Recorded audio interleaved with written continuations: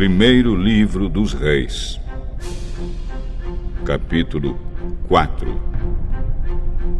Salomão foi rei de todo o povo de Israel.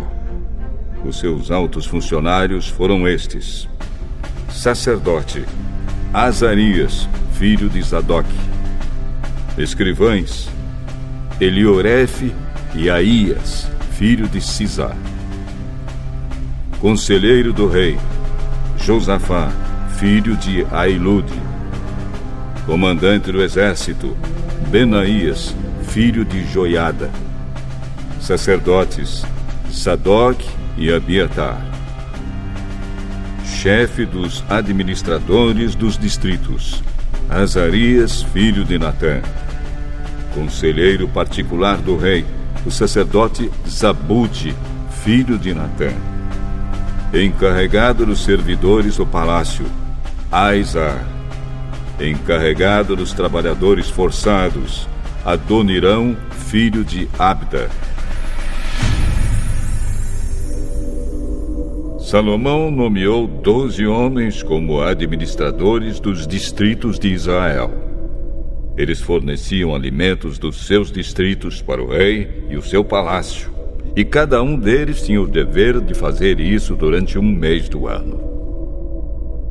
São estes os nomes desses 12 administradores e dos seus distritos: Ben-Ur, a região montanhosa de Efraim; Ben-Dequer, as cidades de Maás, Saalabim, Bet-Semes, Elon e Bet-Anã; Ben-Ezed, as cidades de Arubote e Socó e todo o território de Éfer; Ben-Abinadab, que era casado com Tafate, filha de Salomão, toda a região de Dor; Baaná, filho de Ailude, as cidades de Taanac, Megido e toda a região que ficava perto de Bet-San, perto da cidade de Sartã, ao sul da cidade de Jezreel, até as cidades de Abel-Meolá e Joquemeão; Ben-Geber, a cidade de Ramote, na região de Gileade, e os povoados de Gileade que pertenciam ao grupo de famílias de Jair, descendente de Manassés, e a região de Argobe, em Bazã, onde havia ao todo 60 cidades grandes, cercadas de muralhas e com barras de bronze nos portões. Ainadab, filho de Ido, o distrito de Maanaim; Aimaas, que era casado com Bazemate, outra filha de Salomão, o território de Naftali; Baaná, filho de Uzai, a região de Azer e a cidade de Bealote; Josafá, filho de Parua, o território de Issacar; Simei, filho de Elá, o território de Benjamim; Geber, filho de Uri, a região de Gileade, que havia sido governada por Seom, o rei dos amorreus, e por Og, rei de Bazã. No território de Judá também havia um administrador. O povo de Judá e de Israel era tão numeroso como os grãos de areia da praia do mar. Eles comiam, bebiam e eram muito felizes.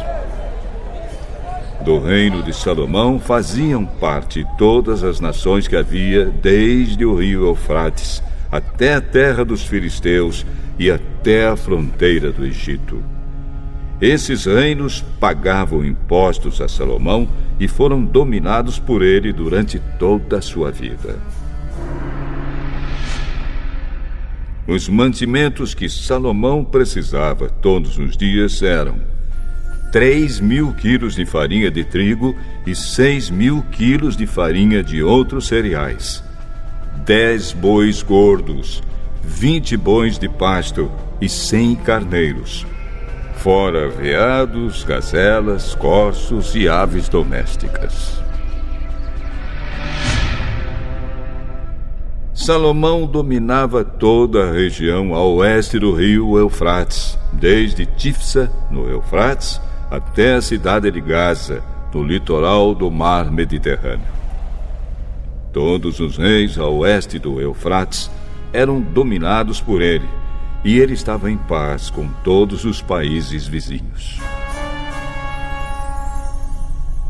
Durante a vida de Salomão, o povo de Judá e de Israel viveu em segurança, e de uma ponta do país à outra, cada família tinha os seus pés de uvas e de figos.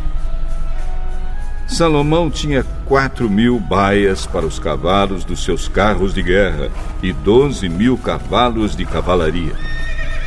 Os seus 12 administradores regionais, cada um no seu mês, forneciam os alimentos que Salomão precisava para si mesmo e para aqueles que comiam no palácio. Os administradores não deixavam faltar nada. Cada um também fornecia sua parte de cevada e de palha onde eram necessárias, para os cavalos que puxavam os carros de guerra e para os animais de trabalho. Deus deu a Salomão sabedoria, entendimento fora do comum e conhecimentos tão grandes que não podiam ser medidos. Salomão era mais sábio do que qualquer homem do Oriente ou do Egito. Ele era mais sábio do que todos os homens, mais sábio do que Etã, o Ezraíta, e do que Emã, Calcol e Darda, filhos de Maó. E a sua fama se espalhou por todos os países vizinhos. Ele escreveu 3.000 provérbios e compôs mais de 1.000 canções. Falou de árvores e plantas, desde os cedros do Líbano até o esopo, que cresce nos muros. Ele falou também dos animais, dos pássaros, dos animais que se arrastam pelo chão e dos peixes. Reis do mundo inteiro souberam da sabedoria de Salomão e mandaram pessoas para ouvi-lo.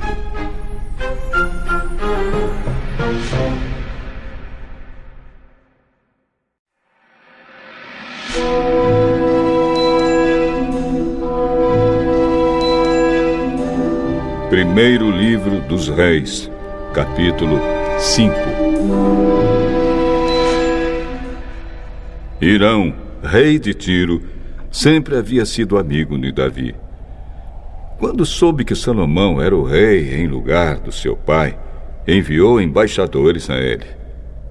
Então Salomão mandou a Hirão a seguinte mensagem: Você sabe que Davi, o meu pai, teve muitas guerras contra as nações ao seu redor. Por isso, ele nunca pôde construir um templo dedicado ao Senhor, seu Deus, enquanto este não fez com que ele derrotasse todos os seus inimigos. Mas agora o Senhor me deu paz em todas as fronteiras. Eu não tenho inimigos e não há perigo de ataques. Deus prometeu o seguinte a Davi, o meu pai: o seu filho que eu vou pôr como rei depois de você construirá um templo para mim. Portanto, eu resolvi construir um templo para a adoração do meu Deus, o Senhor. Por isso, mande cortar cedros do Líbano para mim. Os meus operários trabalharão junto com os seus, e eu pagarei aos seus operários o quanto você quiser. Como você sabe, no meio do meu povo não há quem saiba cortar árvores tão bem como a sua gente da cidade de Sidom. Quando recebeu a mensagem de Salomão, o rei Hirão ficou muito contente e disse: Louvado seja hoje o Senhor, que deu a Davi um filho cheio de sabedoria, para ficar no lugar dele como rei daquela grande nação. Depois mandou dizer a Salomão o seguinte: Recebi a sua mensagem e vou atender o seu pedido. Vou providenciar os cedros e os pinheiros. Os meus operários levarão as toras do alto dos montes Líbanos até o mar, e farão jangadas com elas. Depois as levarão, beirando o litoral, até o lugar que você escolher. Ali, os meus operários desamarrarão as toras e os seus operários tomarão conta delas. E eu gostaria que você fornecesse alimentação para os meus operários. E assim Hirão forneceu a Salomão toda a madeira de cedro e de pinho que ele pediu. E cada ano Salomão forneceu a Hirão 2.000 toneladas de trigo e 400.000 litros de azeite de oliva puro para alimentar os homens dele. O Senhor Deus cumpriu a sua promessa e deu sabedoria a Salomão. Havia paz entre Hirão e Salomão, e eles fizeram um acordo entre si. O rei Salomão convocou em todo Israel um grupo de 30.000 trabalhadores forçados e pôs Adonirão como chefe deles. Salomão dividiu esses trabalhadores em 3 grupos de 10.000 homens. Cada grupo passava 1 mês no Líbano e 2 meses em casa. Salomão também mandou à região montanhosa 80.000 homens, a fim de cortar pedras, e 70.000 homens para carregá-las. Ele colocou 3.300 chefes para dirigir o trabalho deles. Obedecendo às ordens do rei Salomão, eles cortaram grandes pedras de boa qualidade para os alicerces do templo. Os trabalhadores de Salomão e de Hirão e alguns homens da cidade de Biblos prepararam as pedras e a madeira para a construção do templo.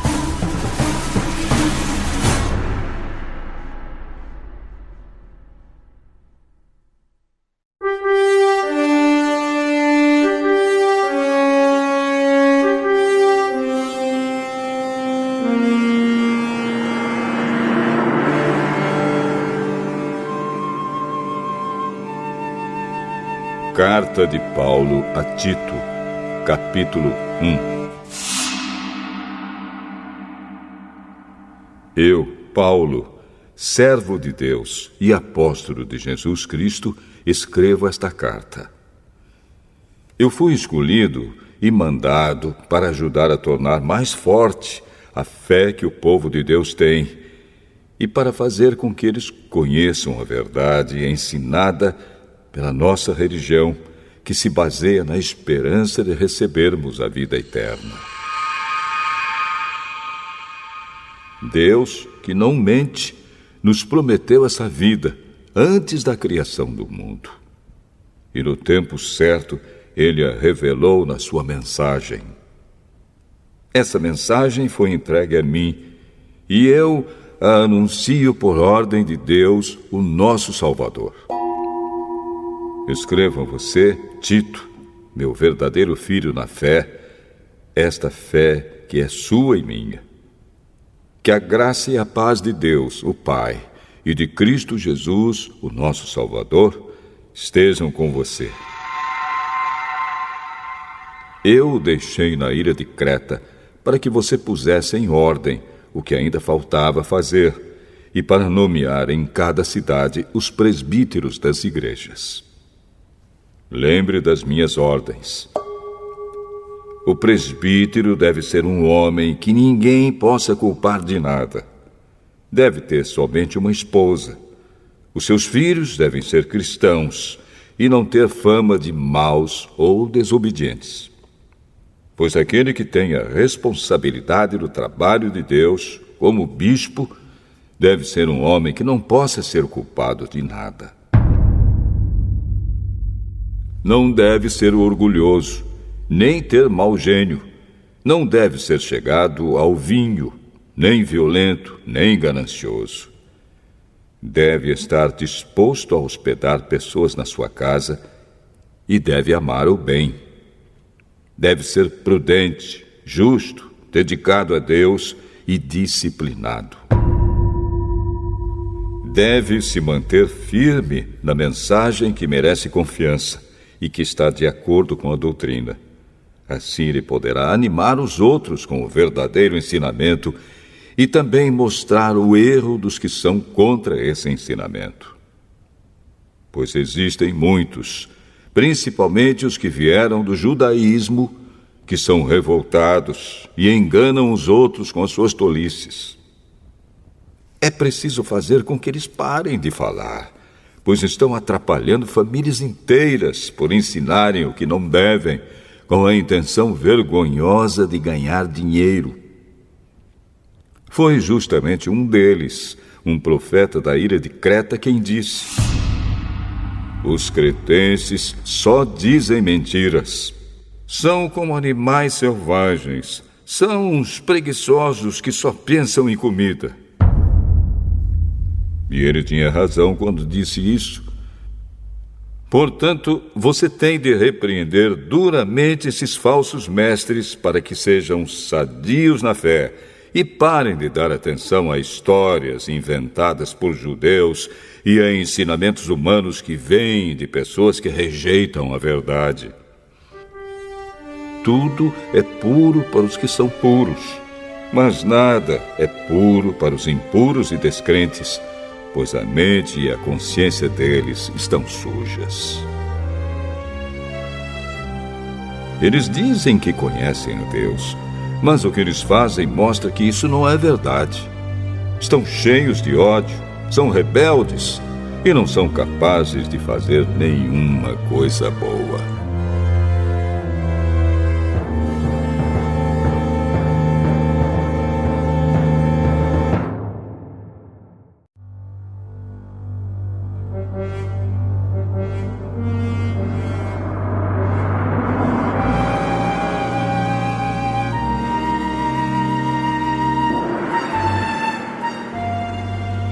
Tito, capítulo 2.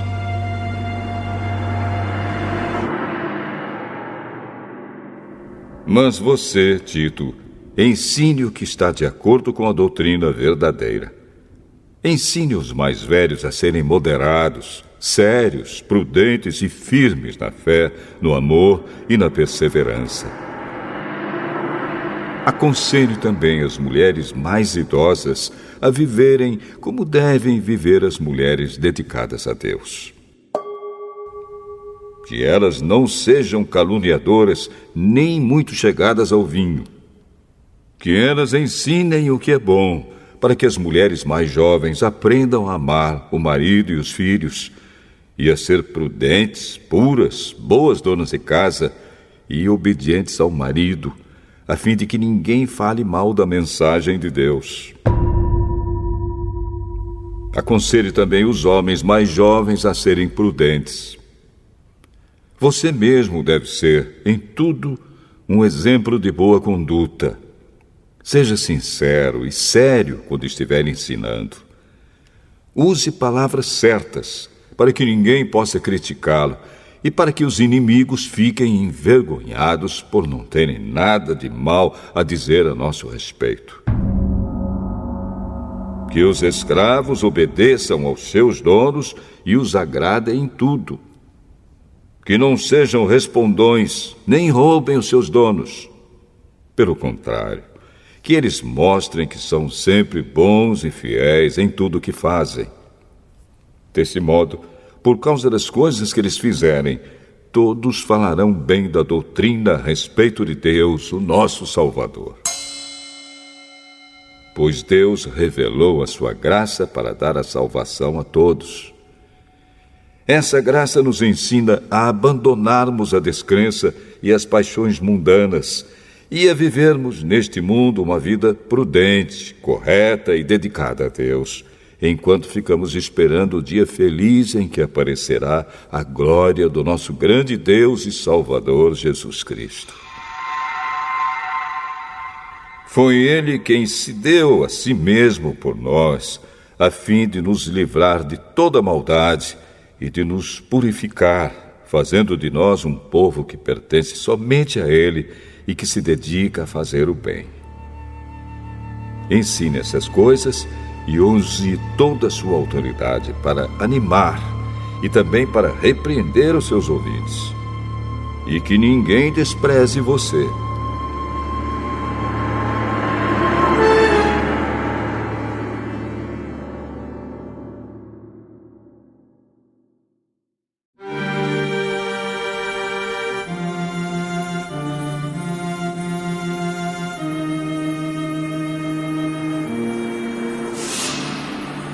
Tito, capítulo 3.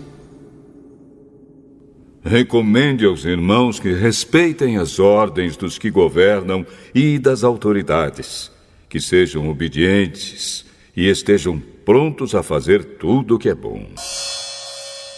Aconselhe que não falem mal de ninguém, mas que sejam calmos e pacíficos e tratem todos com educação.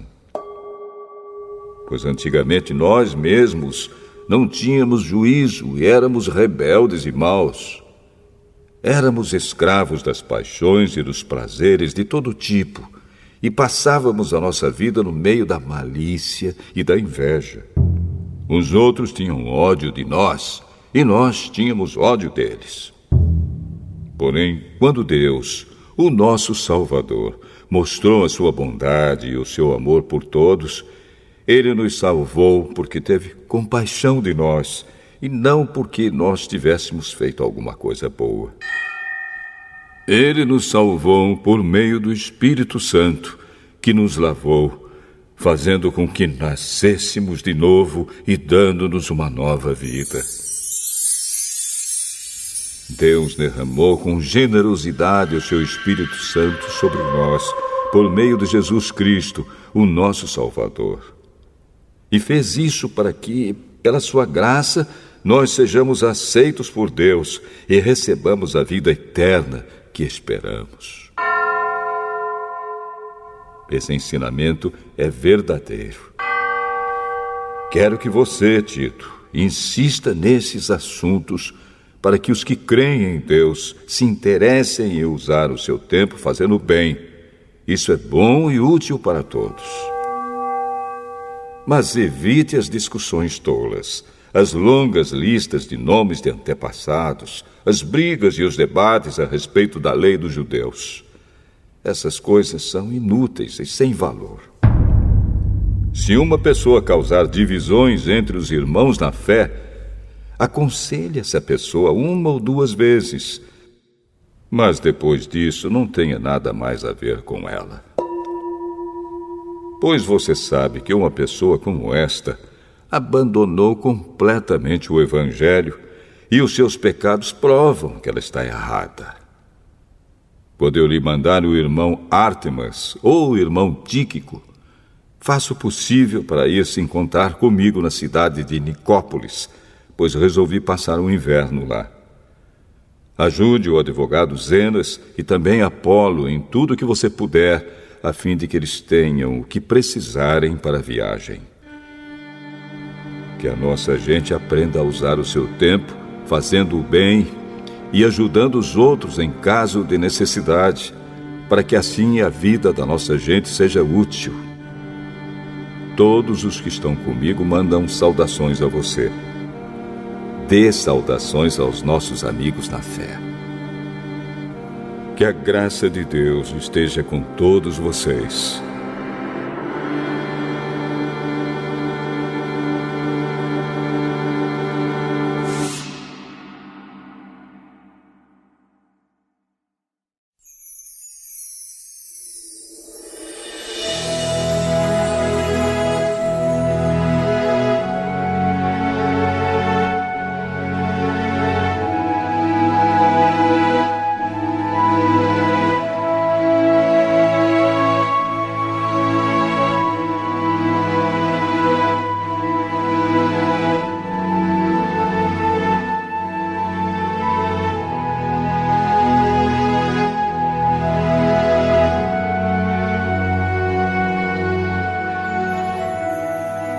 Provérbios, capítulo 1.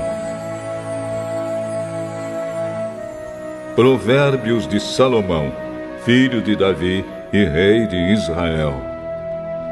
Estes provérbios nos ajudam a dar valor à sabedoria e aos bons conselhos, e a entender os pensamentos mais profundos. Eles nos ensinam a viver de maneira inteligente e a sermos corretos, justos e honestos. Podem também tornar sábia uma pessoa sem experiência e ensinar os moços a serem ajuizados. Estes provérbios aumentam a sabedoria dos sábios e orientam os instruídos, fazendo que entendam o significado escondido dos provérbios e dos ditados e compreendam os mistérios que os estudiosos procuram explicar. Para ser sábio, é preciso primeiro temer a Deus, o Senhor.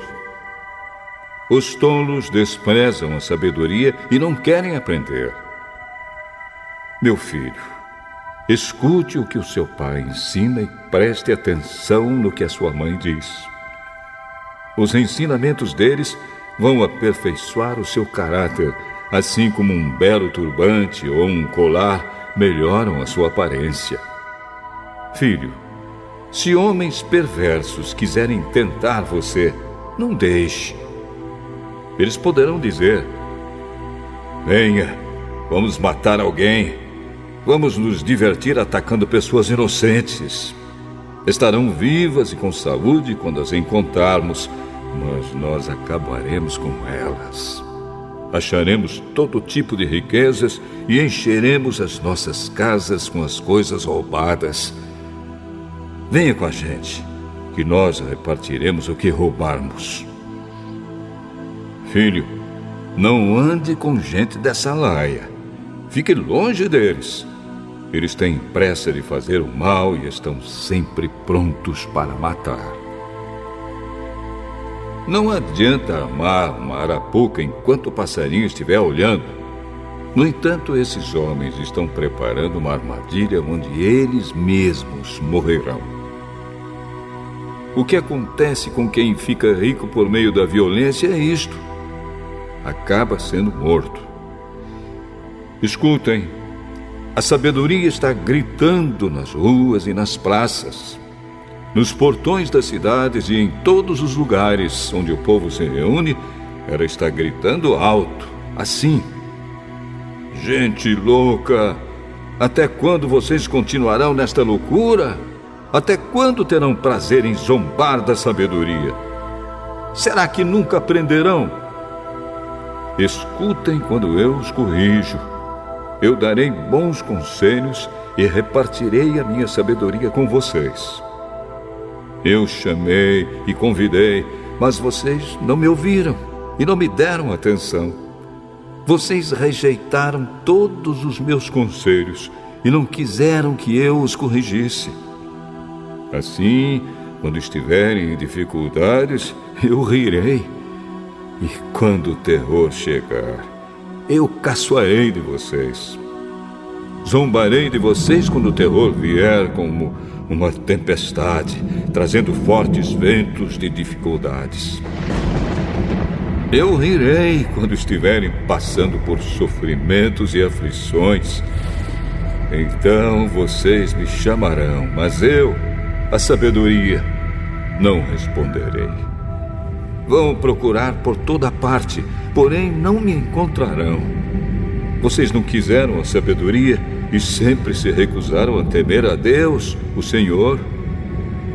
Não aceitaram os meus conselhos, nem prestaram atenção quando os corrigi. Portanto, receberão o que merecem e ficarão aborrecidos com as coisas que fizeram. Os tolos morrem porque rejeitam a sabedoria. Os que não têm juízo são destruídos por estarem satisfeitos consigo mesmos. Mas quem me ouvir terá segurança, viverá tranquilo e não terá motivo para ter medo de nada.